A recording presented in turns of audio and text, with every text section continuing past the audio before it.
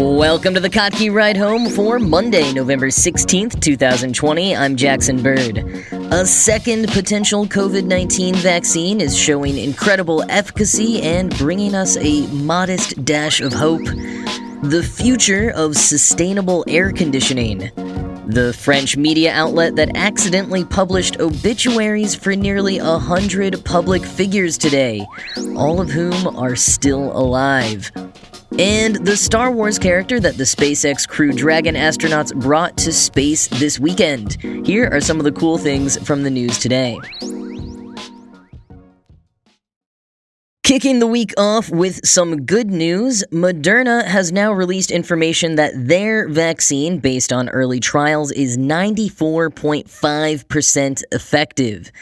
This comes hot on the heels of last week's news regarding the Pfizer-BioNTech vaccine, which was found to be 90% effective in trials.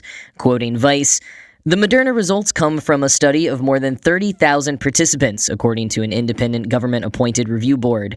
The company, which is developing the vaccine in partnership with the National Institutes of Health, said in a press release that the majority of side effects were mild or moderate in severity, and severe side effects included pain after the first injection and fatigue, myalgia, and headaches." End quote. Like the Pfizer vaccine, this Moderna one is also a genetic or mRNA vaccine, meaning it works by, quoting the MIT Technology Review, injecting a piece of genetic material into a person's body that contains instructions for how to create the spike protein, the signature mechanism the coronavirus uses to invade its victims' cells. Once a vaccine is injected, a person's body will use those instructions to create its own version of the spike protein. When the immune system spots these proteins, it mounts defenses against them that will also repel real viral intruders in the future. End quote. Pending emergency use authorization from the U.S. Food and Drug Administration, Moderna says they're on track to have 20 million doses ready by the end of the year and to distribute 1 billion doses in 2021, which sounds like a huge amount, but just remember that we basically have to vaccinate the entire world, which is just under 8 billion people. Now, in addition to being marginally more effective, the Moderna vaccine has an edge over the Pfizer-BioNTech one in terms of distribution. As I mentioned last week, the Pfizer-BioNTech vaccine will need to be stored at negative 94 degrees Fahrenheit and has a lot of other stipulations around how long its storage can be left open, etc. By contrast, the Moderna vaccine can be stored at regular refrigerator temperatures of 36 to 48 degrees Fahrenheit for 30 days.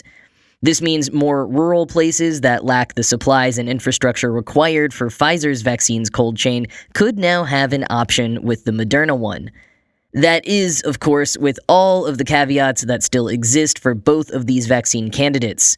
While the effective rate they're demonstrating is incredible, Dr. Anthony Fauci told the New York Times, quote, "I had been saying I would be satisfied with a 75% effective vaccine. Aspirationally, you would like to see 90, 95%, but I wasn't expecting it. I thought we'd be good, but 94.5% is very impressive," end quote. But while that's a great number, it could change as more people from the trials get sick. We also don't know how long that immunity lasts for. We don't know if it prevents people from spreading the virus or just from getting sick themselves. And even though Moderna's cold chain is significantly more accessible than Pfizer's, distribution is still going to be a massive challenge and take a long time for any and all vaccines that do get approved. Based on what experts are saying, I would not hold your breath for a wide rollout until springtime at the earliest. Especially with the way cases are spiking across the U.S., please do not in any way mistake cautiously optimistic vaccine news for an all clear to hold indoor holiday celebrations with people outside of your household. These vaccine developments show that a strong end may be in sight, not that it's here, or even just around the corner.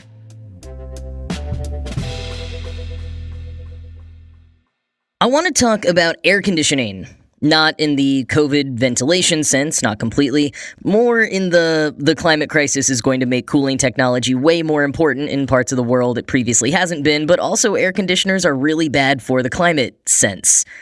Quoting author John Green on an episode of WNYC's The Anthropocene Reviewed, "Cooling the indoors warms the outdoors. Most of the energy that powers air conditioning systems comes from fossil fuels, the use of which warms the planet, which over time will necessitate more and more conditioning of air. According to the International Energy Agency, air conditioning and electric fans combined already account for around 10% of all global electricity usage, and they expect AC usage will more than triple over the next 30 years. And like most other energy-intensive innovations, AC primarily benefits the people in rich countries, while the burdens of climate change are borne mostly by those in poor ones. End quote. So finding more sustainable methods for cooling homes and businesses, especially, places that house servers and therefore the data and information that keeps so much of our world running, is crucial. Fortunately, a number of research teams around the world are making progress on this goal. A study published last year in the journal Nature Communications noted the largest temperature shift ever recorded from placing materials under or alleviating them from pressure. Quoting the MIT Technology Review, the team placed plastic crystals of neopentyl glycol, a common chemical used to produce paints and lubricants, into a chamber, added oil, and cranked down a piston. As the fluid compressed and applied pressure, the temperature of the crystals rose by around 40 degrees Celsius. End quote. And relieving the pressure created the opposite effect, cooling the crystals. The team says this approach could replace traditional refrigerants and create an environmentally friendly alternative to cooling. And a review paper published in the journal Science just last week notes that many scientists are making strides using a similar concept. Here's broadly how it works. Quoting again, many materials exhibit small temperature changes under certain forces, but researchers have been hunting for materials that undergo large shifts, ideally from as little added energy as possible. Among other materials, certain metal alloys have shown promising results under strain, some ceramics and polymers respond well to electrical fields, and inorganic salts and rubber look promising for pressure. The forces or fields line up the atoms or molecules within the materials in more orderly ways, bringing about a phase change similar to what occurs when free-flowing water molecules turn into compact ice crystals. In the case of caloric materials, however, the phase change occurs while the materials remain in a solid state, though one that is more rigid. This process releases enough latent heat to account for the energy difference between the two states. When the materials revert back as the forces are released, it produces a temperature decrease that can then be exploited for cooling. This isn't very different from how cooling devices work today. They decompress hydrofluorocarbons to the point that they switch from a liquid to a gas. But this solid-state cooling approach can be far more energy efficient, at least in part because you don't have to move the molecules nearly as far to bring about the phase change, says Jun Sui, a senior scientist with Ames Laboratory. End quote. Of course, a key here for bringing the technology to market in a big way will be finding a method that can use affordable materials and withstand many, many cycles. For example, a standard refrigerator runs for millions of cycles in its lifetime. Ichiro Takuchi, a materials scientist, founded a company attempting to do just this called the Maryland Energy and Sensor Technology several years ago. His company plans on creating a wine cooler first as a trial device that doesn't require as much cooling power as larger devices like an AC unit or refrigerator. And about a dozen other startups around the world are working on this technology as well, trying to get it out the door. While Sui says we might see the products on the market within the next decade, it will likely take several more years before they're affordable relative to the existing competition. If you want to read a little bit more about the technology behind some of the frontrunners, check out the MIT Technology Review article in the show notes. But also, if you're curious about the science behind existing air conditioners or the history of air conditioning and the massive shifts it has caused in Western society, I highly recommend the series of episodes on air conditioning from the American Innovations podcast from Wonderly. One of my biggest takeaways from that series was that people rejected air conditioning when it was first invented, not because they thought it didn't work or for any superstitious reasons, but rather because they thought that people should just be able to tough out the heat and the humidity. You were made fun of for being weak and coddled if your workplace had air conditioning. It was slightly excused if the work you were doing required cooling in some way for productivity. But the idea of paying for air conditioning, especially in one's home, just on the basis of comfort was bizarre to people at the time. Yeah. So if you want to hear more about that, link is in the show notes.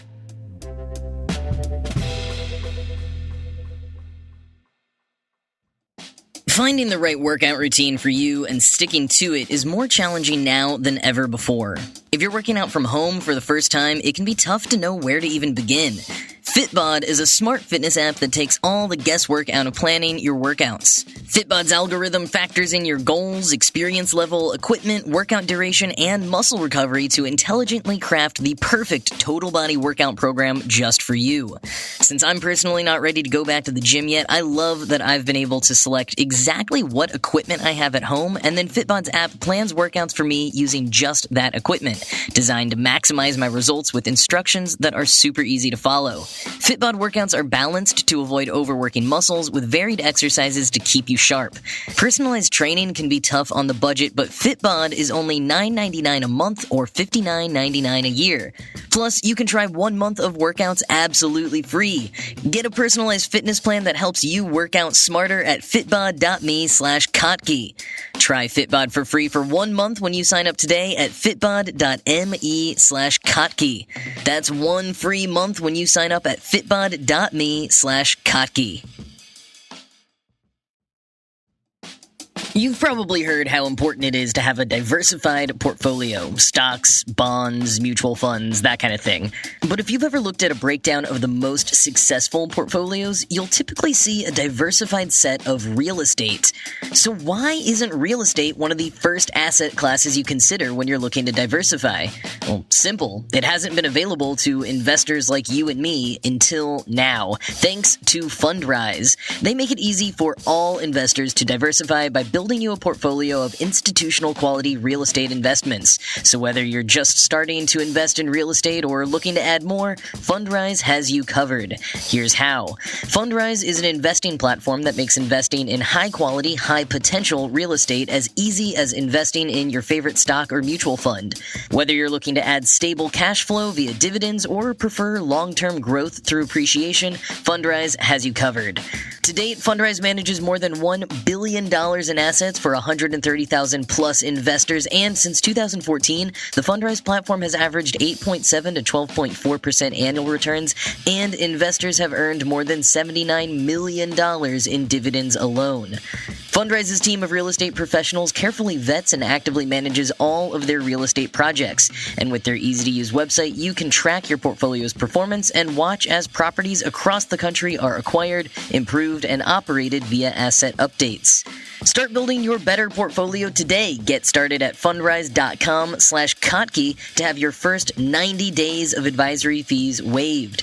That's fundrise.com/Kotke to have your first 90 days of advisory fees waived. Fundrise.com/Kotke.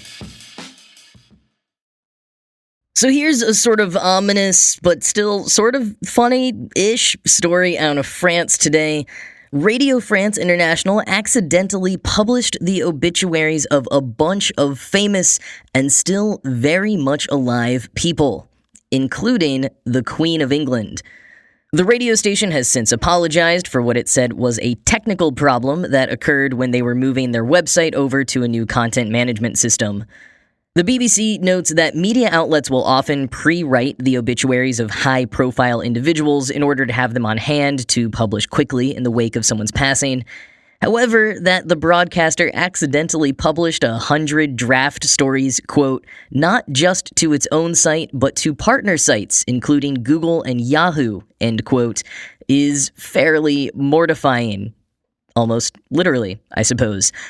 I mean, while it may be a common occurrence to pre-write these obituaries, it certainly doesn't help our climate of misinformation and fake celebrity deaths trending on Twitter every other day.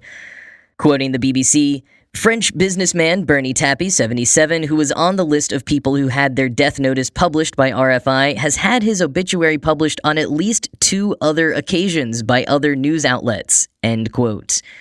Other living humans whose obituaries were published today by Radio France International include President Jimmy Carter, Ayatollah Khamenei, and Clint Eastwood. As Ian Mansfield joked on Twitter, quote, lots of outraged people writing in demanding to know why they aren't important enough to have a pre-written obituary ready, end quote. And as someone else pointed out on Twitter, this is a bit reminiscent of the case of Romanian man Constantin Reliu. whose wife ordered a death certificate for him after he'd been gone in Turkey for a decade, seeking employment and losing touch with his family. Upon returning to Romania and finding out what had happened, he tried to get the death certificate overturned, but the courts said he showed up too late to appeal, and the death certificate, for the dude standing there in their office asking about it, would remain valid. Relu was officially deceased for 2 years, during which time he was unable to find employment since all of his paperwork was invalid, before the country finally overturned his death certificate in 2018. Fortunately, for those prematurely mourned by Radio France International today, returning to the land of the legal living will not require jumping through quite as many hoops. After a weather delay moved the launch from Saturday to Sunday, SpaceX's Crew 1 mission officially launched into space aboard the Falcon 9 rocket and will dock later this evening at the International Space Station. Folks watching the live stream of the launch yesterday may have noticed a surprising stowaway aboard the Crew Dragon capsule: Baby Yoda. Yes, the beloved breakout star of The Mandalorian joined the astronauts on their journey as part of a long tradition of including a zero-gravity indicator for the flight. You might remember a shiny brontosaurus floating around in the Crew Dragon capsule earlier this year during the demo flight with astronauts Doug Hurley and Bob Behnken. That stuffed dinosaur, named Tremor, was picked out by their sons. It's not required that the zero-G indicator be an adorable, cuddly toy, but it has become common practice. Last year, when Boeing did its first uncrewed test flight for their CST-100 Starliner, they used a stuffed Snoopy doll dressed up as an astronaut. And that one actually has a pretty cool history, because Snoopy has a long history of collaborating with NASA and was basically the mascot of Apollo 10.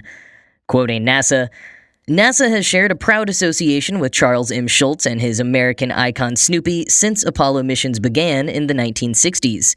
Schultz created comic strips depicting Snoopy on the moon, capturing public excitement about America's achievements in space.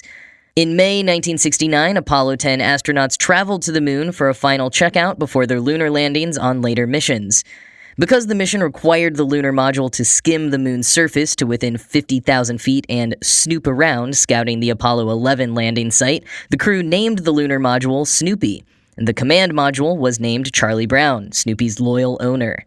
The agency's Silver Snoopy Award is given by NASA astronauts to employees and contractors for outstanding achievements related to human flight safety or mission success. Receiving one is regarded as a high honor for outstanding performance." End quote. And when Boeing tweeted about their astronaut Snoopy joining the CST-100 Starliner test flight as their zero-G indicator last year, senior science reporter for The Verge, Lauren Grush, responded saying, quote, "Put Baby Yoda in space, you cowards." Seems like someone may have been listening, since Baby Yoda, or rather, the child, is now on his way to the International Space Station. But fortunately, space travel is nothing new for the Mandalorian foundling.